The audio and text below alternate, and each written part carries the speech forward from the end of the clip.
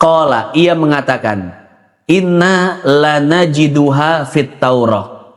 Sesungguhnya kami menemukan keutamaan surat Al-Muluk ada di dalam Taurat. Selamat menonton tayangan video dari Media Salik. Dukung kami dengan like, komen, dan subscribe. Bismillahirrahmanirrahim. Qalal musannif wa ruwiya anna surata tabarak man qara'aha kulla laylatin lam yadurrahul fattan. Dan diriwayatkan bahwasanya surat Tabarak, barang siapa yang membacanya setiap malam, niscaya orang yang membacanya tidak akan diganggu oleh dua malaikat pembawa fitnah. Titik. Hadirin jamaah yang dimuliakan Allah. Jadi pada kesempatan kali ini kita akan membahas tentang keutamaan surat Tabarak. Dan pada kesempatan kali ini kita masih membahas tentang amalan-amalan yang jika diamalkan, maka orang yang mengamalkannya tidak akan mendapatkan pertanyaan kubur. Ini sudah beberapa pertemuan kita membahas ini. Kira-kira masih ingat gak amalan apa saja? Kubur. Yang pertama apa? Ada kubur. Yang pertama yaitu orang yang mati syahid. Di alam kuburnya tidak akan mendapat pertanyaan kubur. Yang kedua, orang yang melakukan ribat. Masih ingat gak ribat itu apa? Jaga batas. Menjaga keamanan negara, menjaga batas satu wilayah. Jadi orang tersebut ketika meninggal dunia tidak akan mendapatkan pertanyaan munkar nakir. Kemudian yang ketiga, yang baru kemarin kita bahas apa? Orang yang wafat, yang mati dalam keadaan sakit, dan sakitnya itu disebabkan sakit yang ada di dalam perutnya. Jadi baru tiga amalan, atau bisa juga disebut tiga keadaan.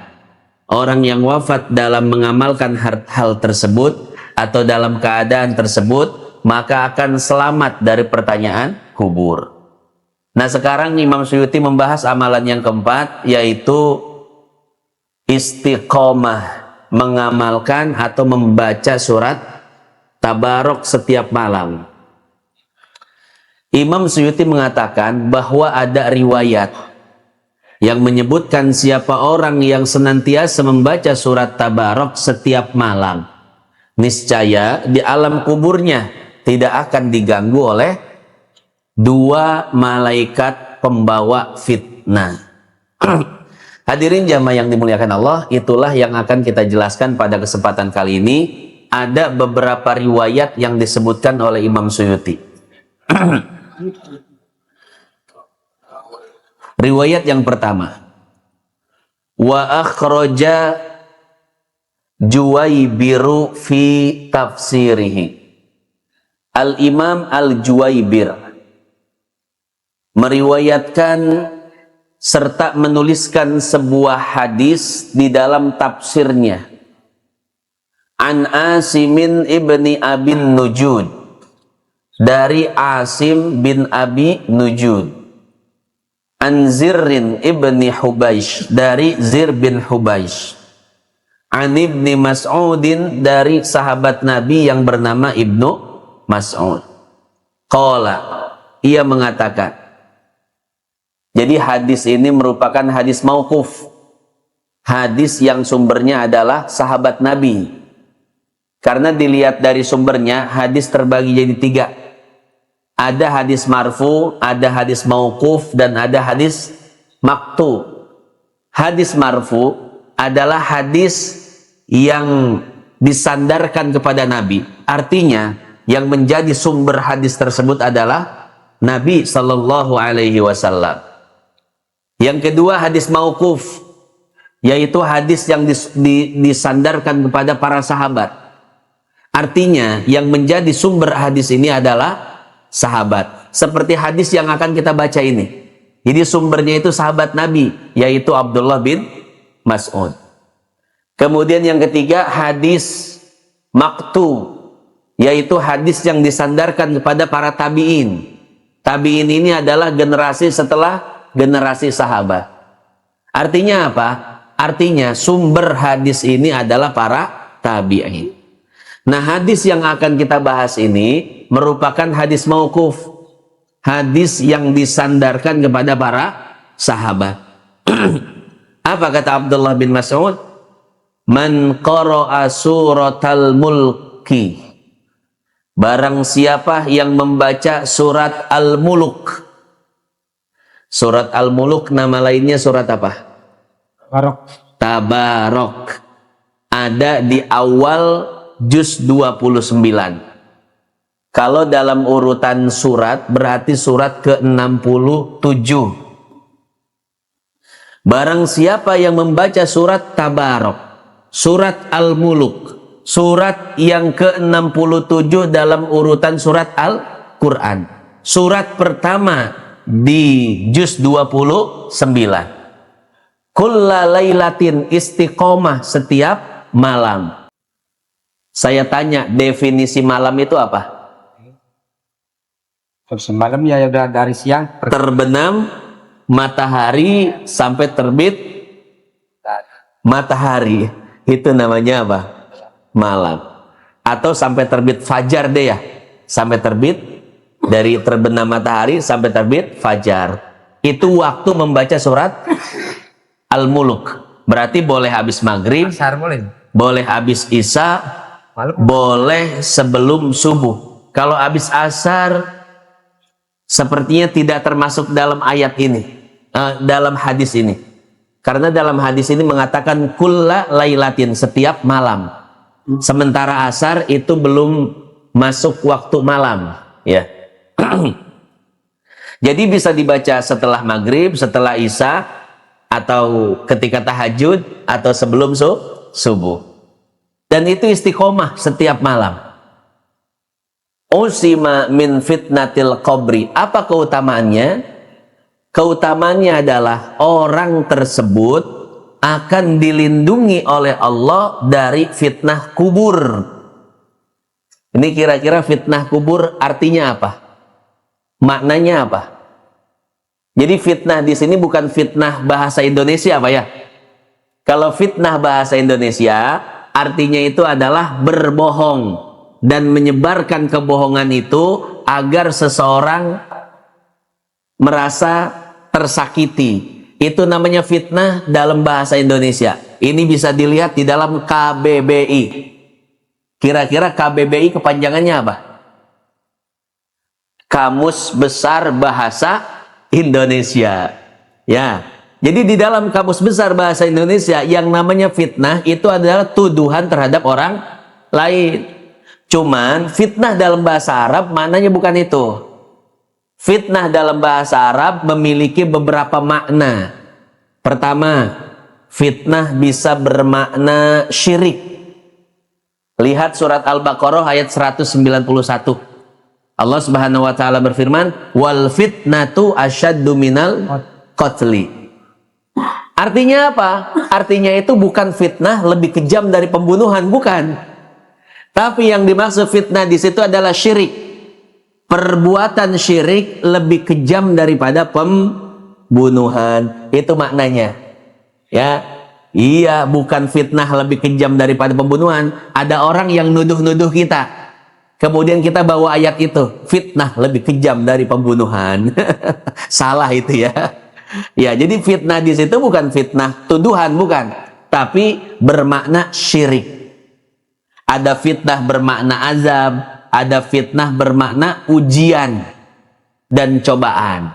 Nah, yang dimaksud fitnah kubur adalah ujian kubur atau pertanyaan kubur. Ya. Nah, jadi seperti itu. Yang dimaksud fitnah kubur, ujian kubur, pertanyaan kubur. Bukannya kita difitnah di dalam kubur, bukan.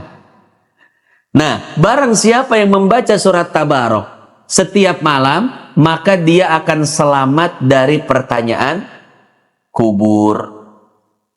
Wa man wazaba ala qawlihi ta'ala inni amantu bi rabbikum fasma'un sahhalallahu alaihi su'al munkar wa nakir. Itu hadis yang pertama ya. Yang kedua, wa akhraja an Ka'bin.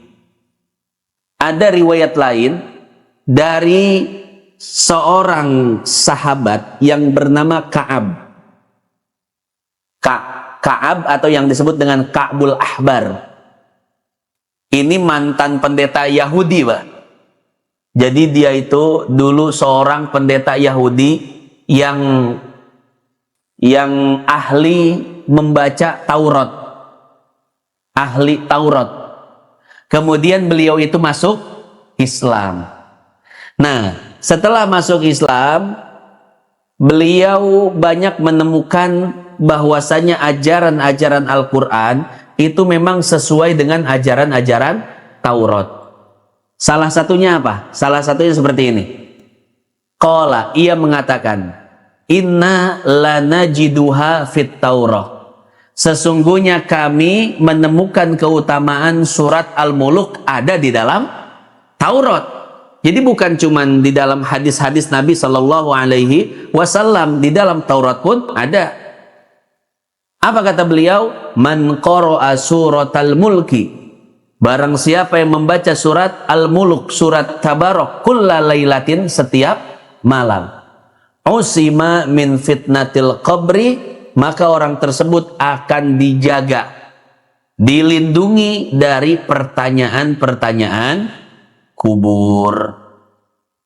Karena apa? Pertanyaan kubur itu sangat menakutkan. Jangankan pertanyaan kubur, pertanyaan polisi aja kadang kita apa? Iya, kita lagi naik motor, diberhentiin sama polisi, ditanya-tanya, mana SIM? Mana STNK? Ya kan? Ini kadang kita takut juga ya. Ya, takut motornya disita dan lain sebagainya, takut ditilang. Apalagi pertanyaan kubur. Kuburnya sempit, gelap, didatangi oleh dua makhluk yang sangat besar, yang di tangan kanannya membawa palu martil yang kepalanya itu segede bukit, besar sekali. Ini kan kita bertanya-tanya ya, waduh, kalau sampai salah jawab, jangan-jangan dipentung ini. Nah, ini kan berarti sangat, keadaan tersebut merupakan keadaan yang sangat menakutkan, ya. Waruya min tariq Siwar bin Mus'ab wa huwa dhaif jiddan an Abi Ishaq anil Barra yarfa'u. Ada sebuah hadis dhaif, cuman tetap dicantumkan oleh Imam Suyuti. Kenapa? Karena hadis dhaif bisa digunakan dalam fadailul a'mal, amalan-amalan tambahan. Anil Barra, dari seorang sahabat yang bernama Al-Barra, dan beliau mengatakan hadis ini merupakan hadis Nabi, disandarkan pada Nabi, hukumnya marfu. Bagaimana bunyi hadisnya? Man qara'a alif lam mim as-sajdah. Barang siapa yang membaca surat as-sajdah. Nah, ini bukan cuman keutamaan surat Tabarok saja yang disebutkan. Jadi dalam hadis ini disebutkan juga keutamaan surat As-Sajdah. Wa tabarakal mulki, dan keutamaan surat Al-Muluk. Qablan naum, sebelum tidur. Ini hadisnya lebih spesifik lagi. Kalau tadi yang penting malam hari. Kalau sekarang dibatasi sebelum tidur. Naja min adabil qabri, maka dia akan selamat dari siksa kubur. Wa wuqiya fattanayil qabri, dan dia akan dilindungi dari dua malaikat pembawa fitnah kubur. Jadi selain surat Al-Muluk, yang memiliki keistimewaan seperti itu adalah surat As-Sajdah, ya. Titik, itulah 3 hadis yang dicantumkan oleh Imam Suyuti dalam menjelaskan keutamaan surat Al-Muluk. Ada satu kisah. Kisah ini saya dapatkan dari kitab Tarikh, atau lebih lengkapnya Tarikhu Madinati Dimashq.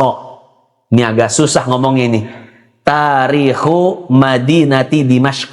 Artinya itu sejarah kota Damaskus. Ini kira-kira kota Damaskus di mana, Bapak Ibu sekalian? Di Suriah, ya. Sejarah kota Damaskus ini ditulis oleh Al-Imam Ibnu Asakir, Ali bin Hasan bin Hibatullah, yang dikenal dengan Ibnu Asakir. Beliau wafat tahun 500-an, kalau tidak salah 571 Masehi.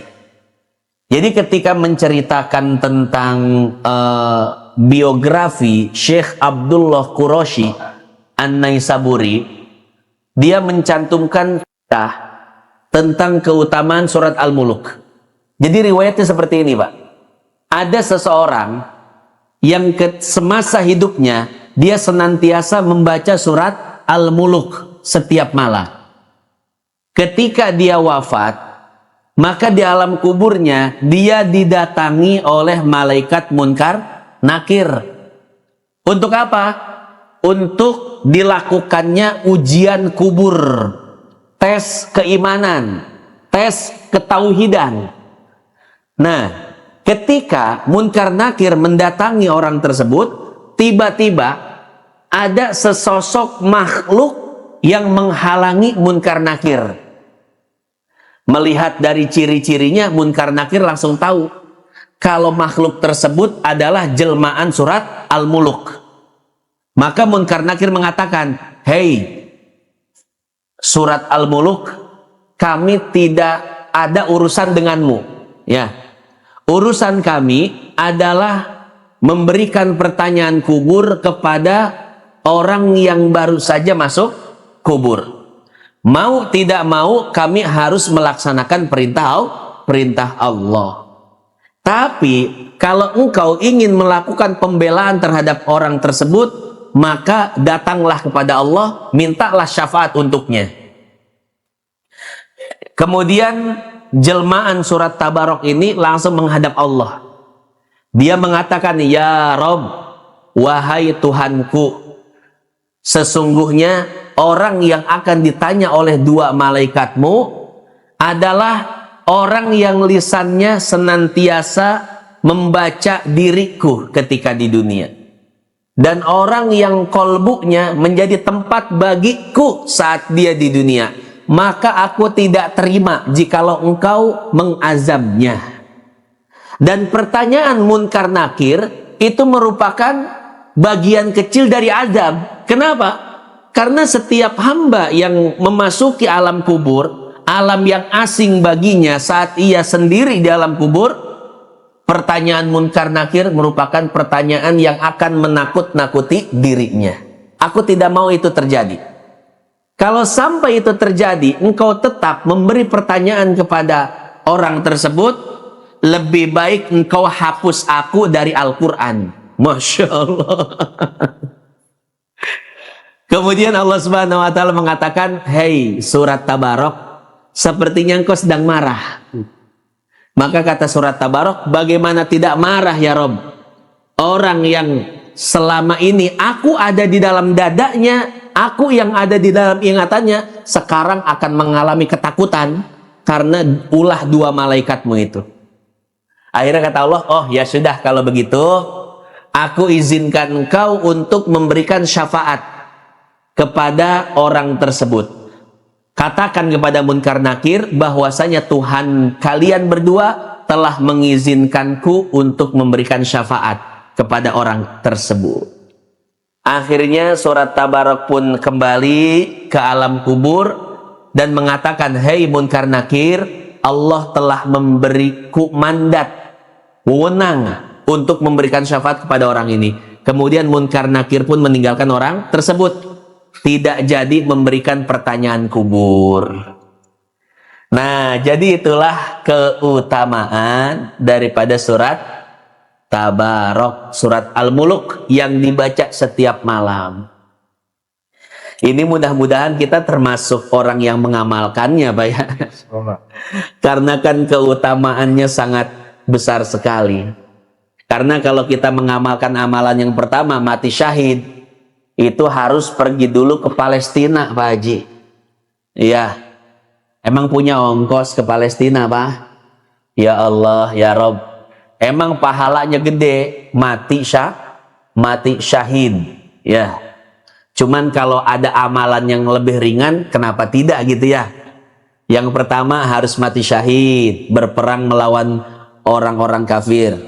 Amalan yang kedua harus menjaga perbatasan negara, perbatasan wilayah dalam rangka memberikan ketenangan, perlindungan pada kaum muslimin. Kita bukan tentara, berat juga kita.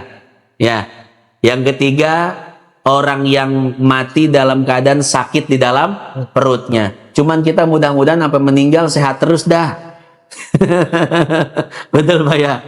Iya, pengennya mah begitu ya. Pengennya mah umur panjang, sehat, terus meninggal dalam keadaan sehat, tapi matinya mati syahid lah. Bagaimana itu? Banyak banget pengennya. Ya. Jadi ternyata ada alternatif yang sangat mudah ya. Tidak perlu sakit dulu, tidak perlu jihad, tidak perlu mengorbankan jiwa raga, meninggalkan keluarga, tapi cukup istiqomah membaca surat Al-Muluk. Kadang kita mah banyak pengennya Pak ya, amalannya dikit tapi pahalanya iya, amalannya dikit masuk surga pengen cepet Pak Haji. Jadi seperti itu. Itu keutamaan yang sangat luar biasa dari surat Tabarok. Titik sampai situ keutamaan atau hadis-hadis tentang keutamaan surat Tabarok atau surat Al-Muluk. Terima kasih sudah menonton tayangan video dari Media Salik. Jangan lupa dukung kami dengan like, komen, dan subscribe. Nantikan tayangan video berikutnya.